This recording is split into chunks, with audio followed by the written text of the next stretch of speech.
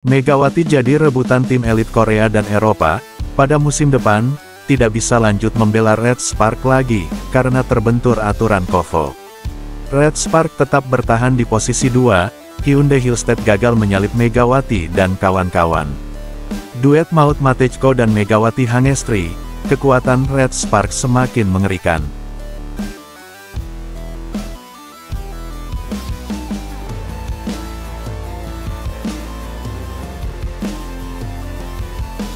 Megawati Hangestri berterus terang dan mulai terbuka soal masa depannya di Liga Voli Korea. Seandainya jika tak lagi bersama Red Spark musim depan, Megatron siap menerima tawaran dari klub lain.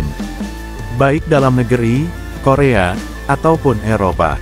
Sementara itu seperti kita ketahui, Red Spark sedang dalam performa terbaiknya, mencatatkan 13 kemenangan beruntun dan pencapaian rekor pertama dalam sejarah klub.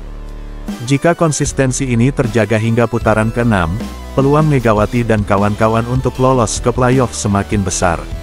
Akan tetapi, perjalanan karir Megawati di Red Spark menghadapi sedikit kendala regulasi Federasi Bola Voli Korea Selatan KOFO. KOFO sendiri melarang pemain asing Asia bertahan di klub yang sama selama 2 musim berturut-turut. Dengan regulasi ini otomatis Megawati musim depan sudah dipastikan tidak bisa bersama Red Spark lagi. Akan tetapi ada spekulasi bahwa Red Spark bisa mengakalinya dengan mengubah status Megawati dari pemain Asia menjadi non-Asia, tetapi itu masih sebatas rumor belaka, dan kepastiannya sepertinya sangat mustahil. Dalam wawancaranya, Megawati mengungkapkan bahwa salah satu tim terbaik di Liga Korea telah menghubungi manajernya.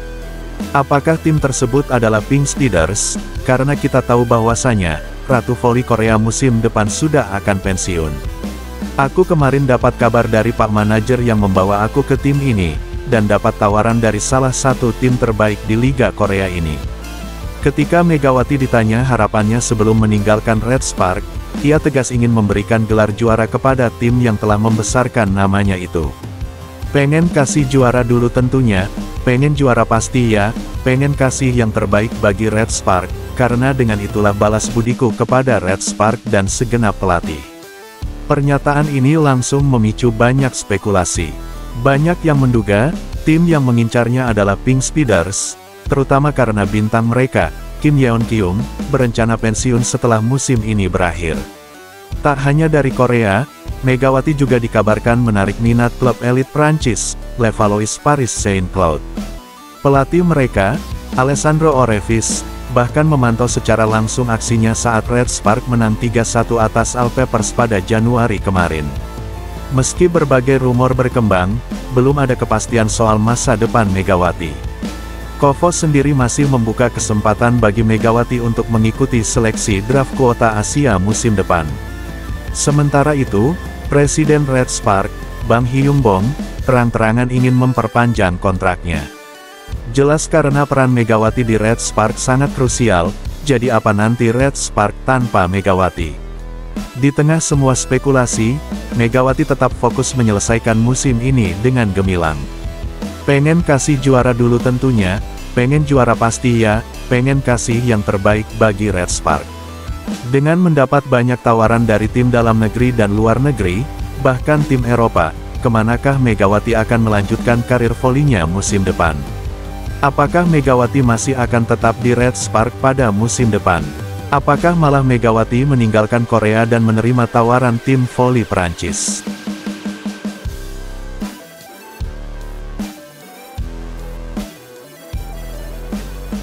Haepas sendiri berhasil mengalahkan Hyundai Hillstead dalam lanjutan putaran ke-6 Liga Voli Korea pada Kamis kemarin.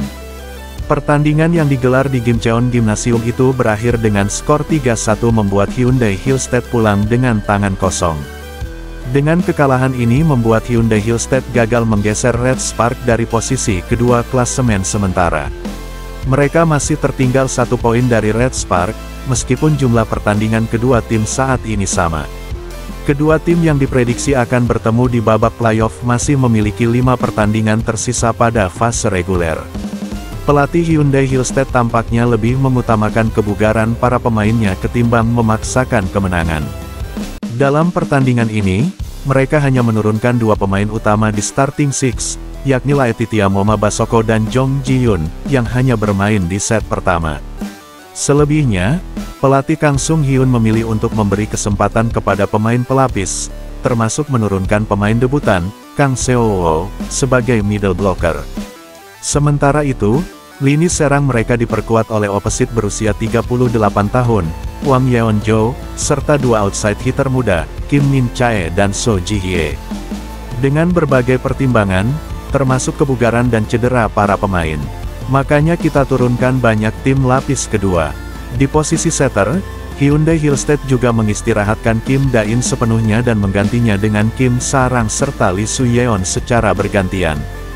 Pelatih Kang Sung Hyun menegaskan bahwa timnya tidak akan memaksakan diri untuk merebut posisi runner-up jika hal itu berisiko menambah daftar cedera pemain.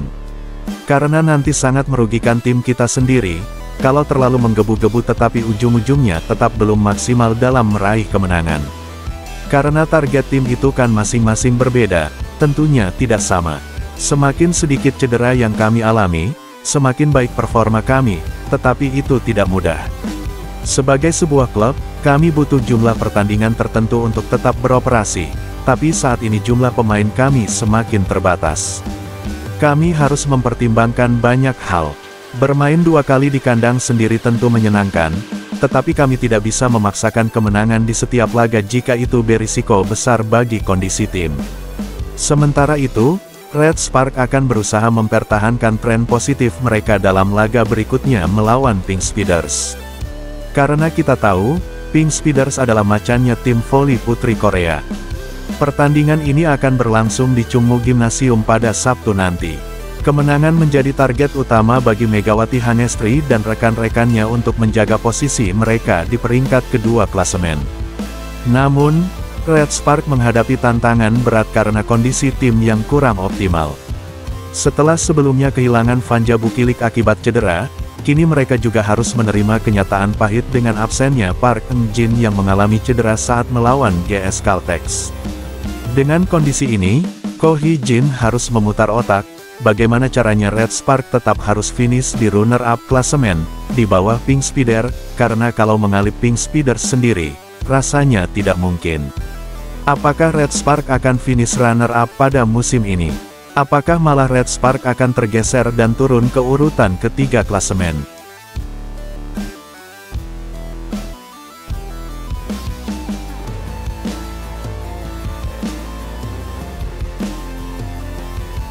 Red Spark resmi menggait pendamping baru bagi Megawati Hanestri Pertiwi untuk menggantikan Vanja Bukilik, yang mengalami cedera saat berhadapan dengan GS Caltex di putaran kelima Liga Voli Putri Korea.